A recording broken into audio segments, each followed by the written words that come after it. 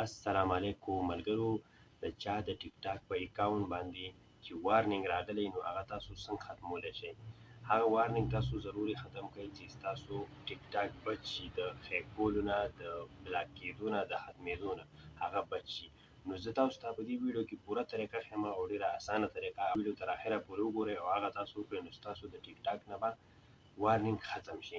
نو تاسو زمونږ دا ویډیو تر اخره پورې وګورئ او د ملګرو سره شیر کړئ او زمونږ دا چینل د ځان سره سبسکرایب کړئ او د ګنټې دا نشان ووهئ چې زمونږ داسې معلوماتي ویډیوګانې چې هغه تاسو ته د ټولو نه لنډۍ در رسي.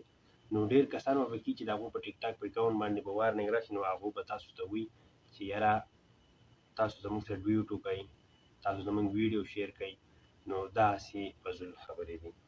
راځئ وګورئ.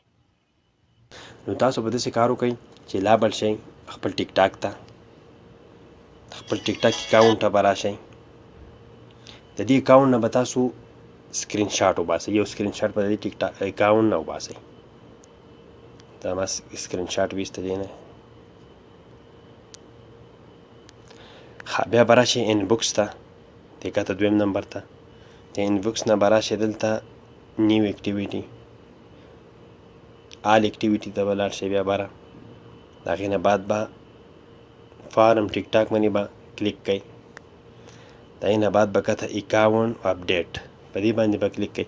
دلته به کومه مسله چې تاسو ته وي د هغې میسج به تاسو ته راغلی، که تاسو ویډیو غلطه ورکړي، که تاسو څه نمونه غیر قانوني کړي نو هغه به تاسو دلته راغلی. نو تاسو به د هغې نه تصویر وباسئ، سکرین شاټ به ترې داسې وباسئ. یو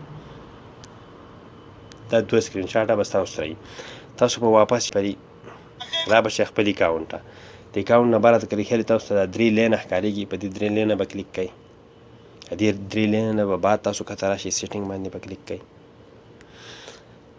د سیټینګ نه بعد به تاسو راشئ کته اخري چې تاسو راغلی دلته به لیکلي ریپورټ ای پرابلم. په دې ریپورټ ای پرابلم باندې به کلیک کړئ.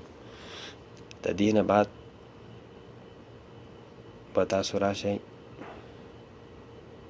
د دې نه بعد به تاسو بره د اخري سر کې د پنسل د کتاب باندې نشانه ښکارېږي، په دې به کلیک کړئ.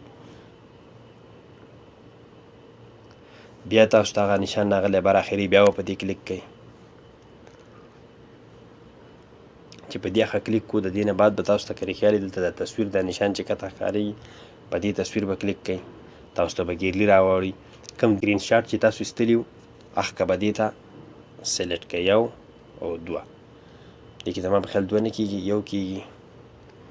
تاسو به د پروفایل لا سلیکټ کړئ، ټیک شوه. په دې به اوکې نه کړئ. بیا که تاسو بل ور اچوئ نو په دې بل کې به ور اچوئ دوه.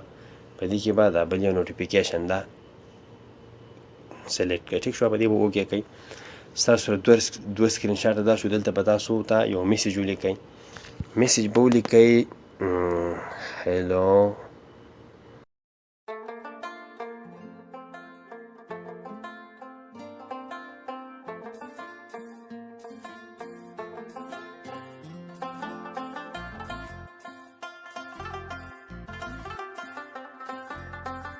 دا به تاسو hello TikTok time please remove my account warning on profile so I am sorry TikTok thank you. دا حولی که د دې نه به پرې کته اخري راشئ د ریپورټ باندې به کلیک کړئ. تاسو چې په ریپورټ باندې کلیک کړو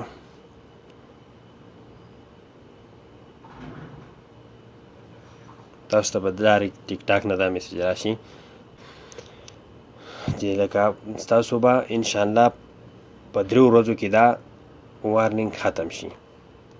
زیات نه زیات په 3 ورځو کې به تاسو دا وارننګ ختم شي، ستاسو اکاونټ به په حل شي. نو دا وه دغه ویډیو چې تاسو وکته چې داسې تاسو کولی شئ چې د خپل ټیک ټاک نه وارننګ داسې ختم کړئ. که تاسو چېرته د خپل ټیک ټاک نه وارننګ داسې ختم نه کړو نو ستاسو ټیک ټاک بلاک کېدی شي، ختمېدی شي.